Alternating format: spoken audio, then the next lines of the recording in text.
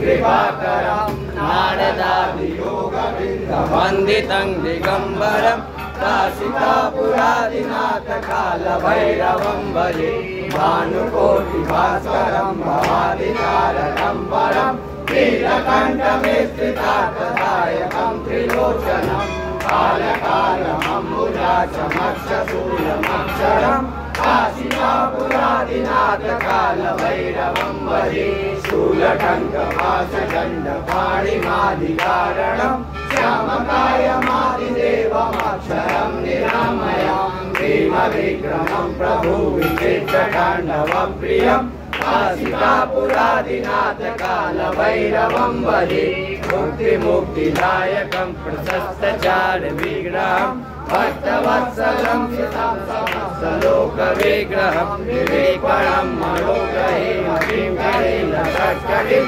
काशिकापुरादिनाथकालभैरवं भजे धर्मसेतुपालकं तद्धर्ममार्गनाशकं कर्मपाशमोचकं सुशर्मदायकं विभुं स्वर्णवर्णशेषपाशशोभिताण्डमण्डलं काशिकापुरादिनाथकालभैरवं भजे रत्नपादुकाप्रभाविरामपादयुग्मकं नित्यमद्वितीयमिष्टदेवतं निरञ्जनं मृत्युदर्पनाशनं करालवंशमोच्चलं काशिकापुरादिनाथकालभैरवं भजे अट्टहासवीनपद्मजानकोशसन्ततिं दृष्टिपापनष्टपापजालमुग्रशासनम् अष्टसिद्धिदायकं कपालमौलिकन्धरं काशिकापुरादिनाथकालभैरवं भजे भूतसङ्गनायकं विशालकीर्तिदायकं